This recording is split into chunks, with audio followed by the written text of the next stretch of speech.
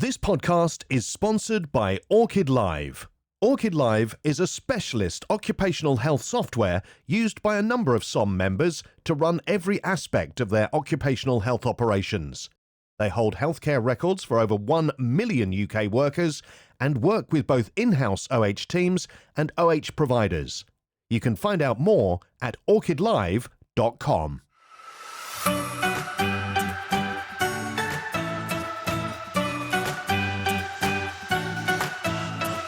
Welcome to SOM's Diamond Days, a limited edition podcast series to celebrate the Society of Occupational Medicine's 90th anniversary.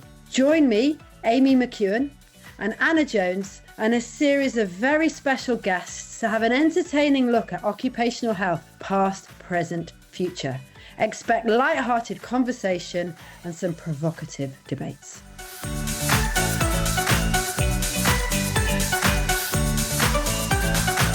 Today we're going to have a good look at artificial intelligence and how it is going to change the future of occupational health. I'm delighted to be joined by Janet O'Neill, who is the chair of the AI in OH Working Group, Dr. Jonathan Bear, who is Clinical Innovation Director, and also Dr. Lara Shemtob. First off, I thought maybe it would be worth asking Janet about the working group and how is everybody using AI at the moment? I know you've done a recent survey into this, so it'd be really interesting to look at what's happening within OH and how they're using AI at the moment. The AI in OH Working Group just started with a simple question that Molly Healy put on the Facebook group, the Occupational Health Practitioners Facebook group, saying, is anybody using AI and does anybody want to have a conversation? We started off with about 6 members and we've now got 25 members, and that goes across academia, Manchester University and Robert Gordon, private providers. We have Medigold, a representative from Medigold, from PALM, from various different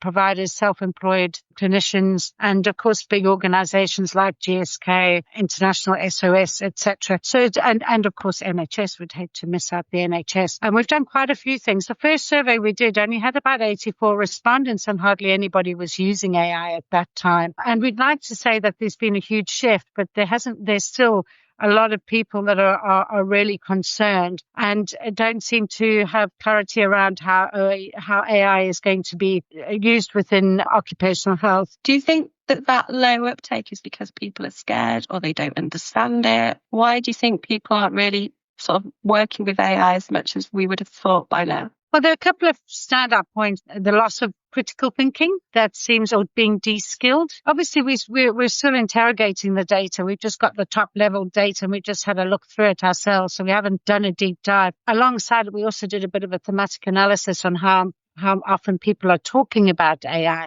and that's certainly increased quite significantly. So there's a lot of a discussion there. But on the positive, I mean, we did have 68% that said that AI had useful applications in OH.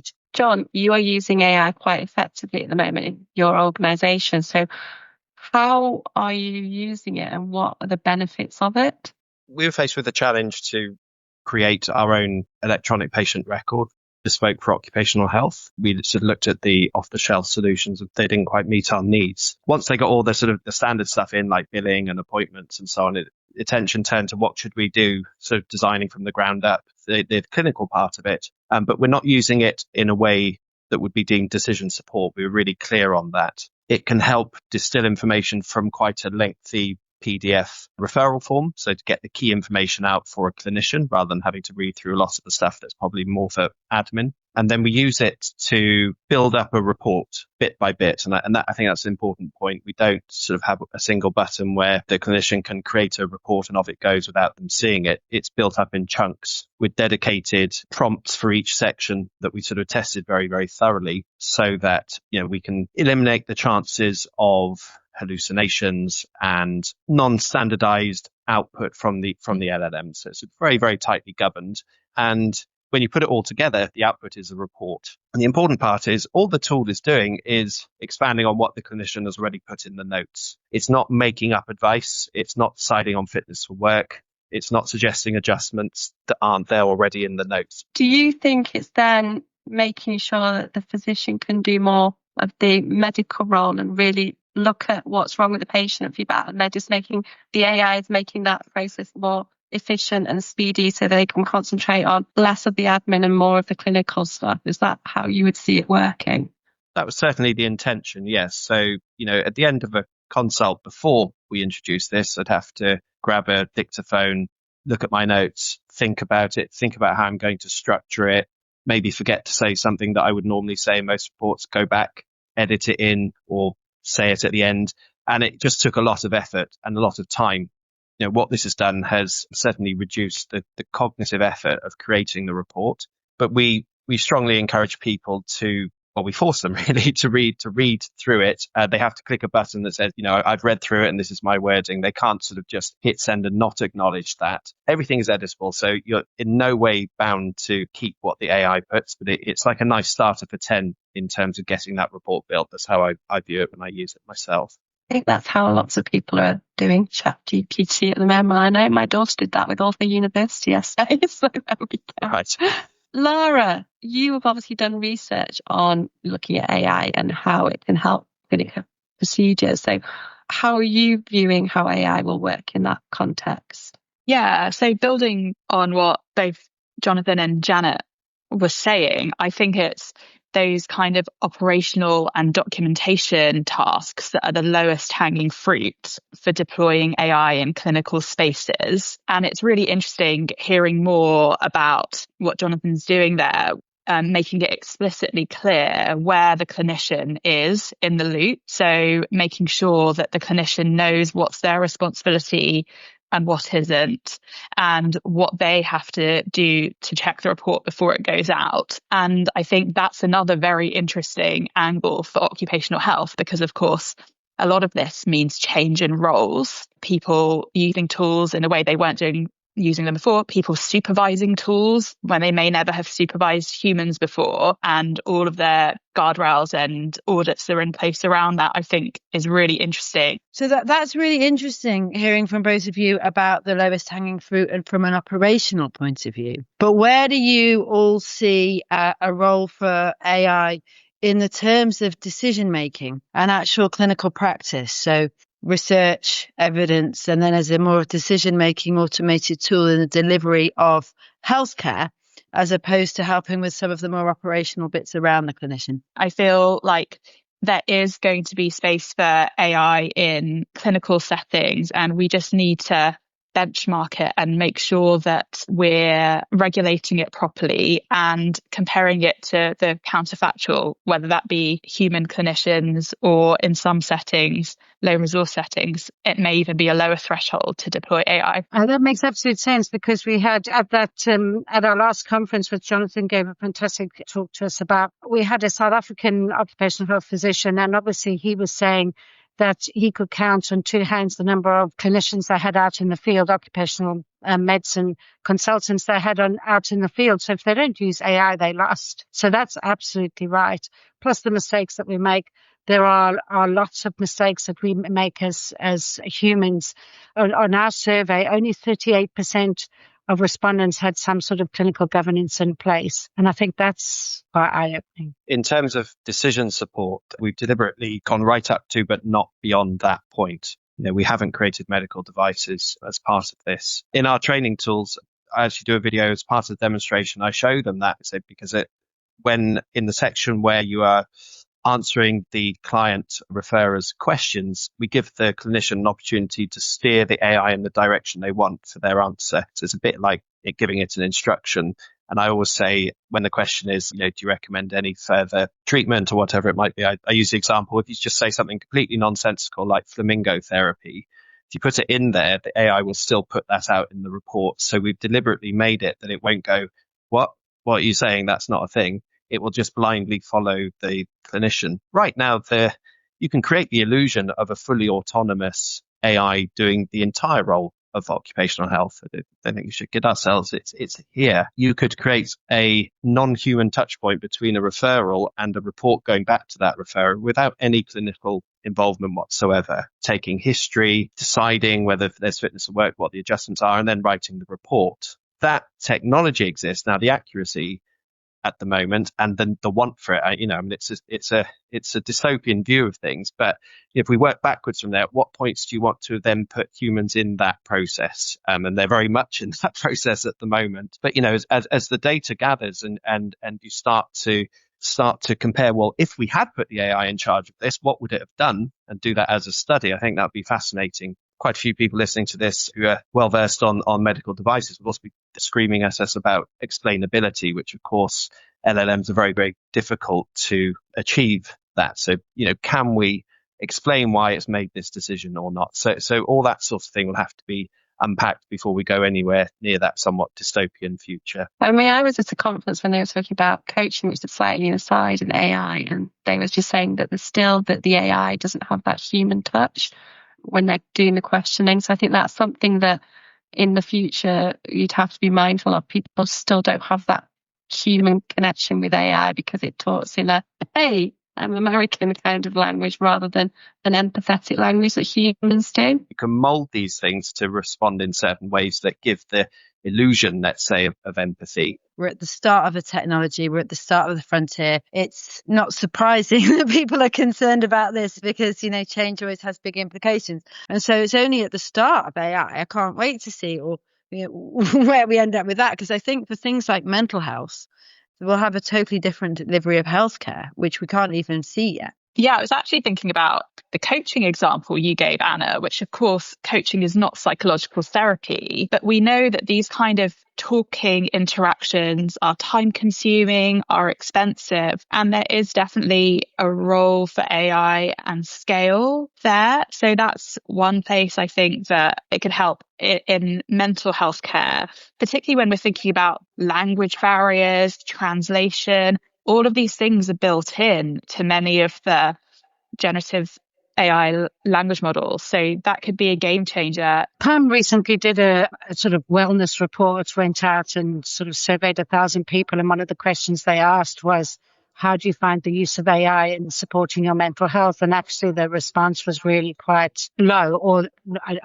that's the feedback was really that it wasn't very helpful. That's actually quite positive because we can see where things are not going right with mental health support and AI, and then build on that. Because at the end of the day, AI is like any other tool. We build it, we train, we learn from our mistakes as we do. So it is definitely hopeful that especially for low level intervention, that AI can be improved to give that support. I was talking to our clinical psychologist lead about the use of AI in mental health. She felt that CBT lends itself very well to that, where you may not have a CBT therapist. People are using sort of guided self-help online already, but why not have it a bit more bespoke to them, where the AI can retain information from, let's say, the first session out of 6 and you're in session 4 and it's got context of what was said in the previous sessions and so on. Whereas the sort of more in-depth therapies, she was much more hesitant on.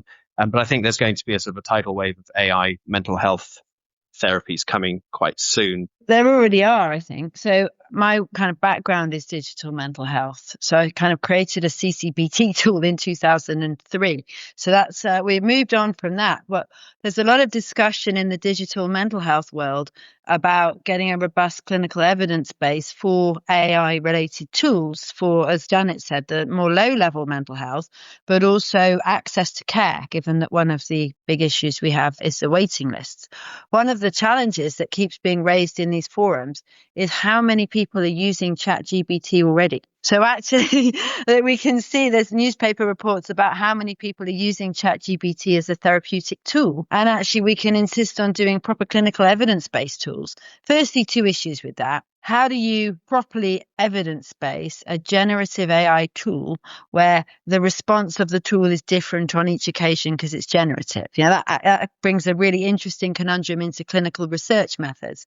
But secondly, if we're having a very high barrier to AI-related clinical evidence base, but people are just bypassing that and using ChatGPT, how do we respond to that? Because there's certainly a huge potential for it, but with huge risk as well. Yeah, I mean, there was an awful case in America recently where somebody was using, it wasn't ChatGPT, but one of the sort of larger products, and they were using a metaphor for suicide, and the AI lost the context after a couple of chats. And the metaphor was a very, very harmless alternative phrase. And so it led to, started talking positively about it because it completely forgot that very subtle but crucial context. And, thought of implementing, an app that isn't built to look for that sort of thing is pretty scary. I just wonder if AI would be, when we talk about the clinical application, we talk about mental health, but obviously there's loads of different applications. So people have talked about with neurodiversity, et cetera, support. And obviously there's AI being used for diagnostics already in general healthcare. But what I feel we miss is collaboration. We miss a lot of collaboration between different aspects of health, and especially with OH. I've been asking a few questions on Facebook recently and the Facebook group recently around, what was it like before and now in relation to collaboration. And quite a few people have come up and said, well, actually, we don't have anywhere near as much collaboration as we used to have with GPs and secondary care and et cetera. So if we could use AI to support that collaboration, I think that would be a really great benefit. Yeah, and I think that speaks to the point around how AI is implemented within organizations, because of course things could go completely the other way. If humans are interacting much more with technology than they are with each other, you can easily sort of see how you might de-skill for human to human contact. And that could have an occupational health impact in itself in how things like relationships and support might change when it comes to risk factors for work-related stress. These kind of discussions are extremely valuable because we're thinking about how AI will change healthcare and occupational healthcare. But on the other hand, we've also got to think about the role of occupational health in helping support the change across workplaces as more people are working with AI. It would be useful just to have, because we've entitled this podcast The Good, the Bad, the Idea of AI. If you could very quickly summarize what's great about it, what's bad about it, and anything that's not great or ugly about it. AI is extremely helpful if you use it as a helpmate. And I think a lot of people are using it as a helpmate, as somebody to bounce ideas of, as to be that sort of different way of thinking, if you like, and bringing up things that you might not have thought of yourself. And I certainly use it like that. So I think that's the good. I wouldn't say the ugly, but there are definitely lots of things that we need to be considering holistically, because I'm like Lara, I've made thousands of mistakes in my life as a human being, but I just feel it really needs to be thinking about that whole picture.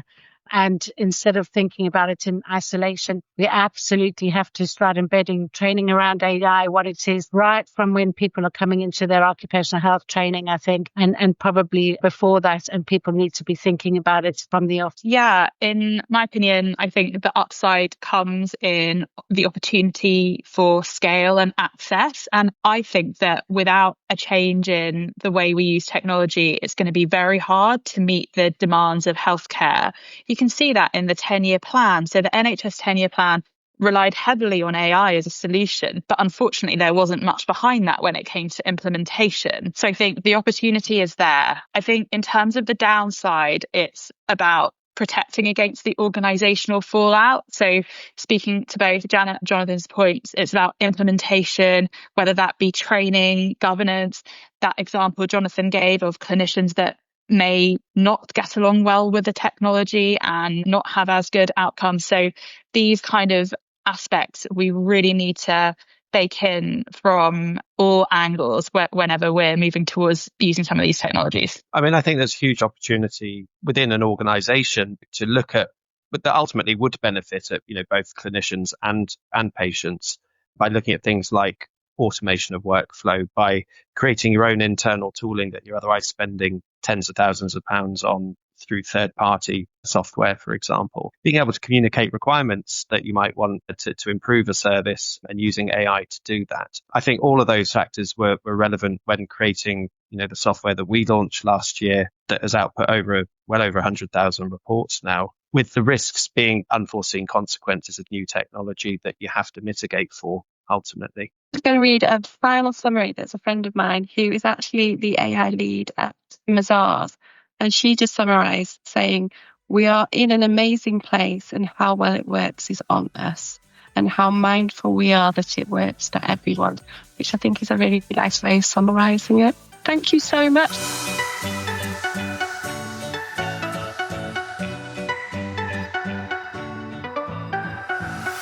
This podcast is sponsored by Orchid Live. Orchid Live is a specialist occupational health software used by a number of SOM members to run every aspect of their occupational health operations. They hold healthcare records for over 1 million UK workers and work with both in-house OH teams and OH providers. You can find out more at orchidlive.com.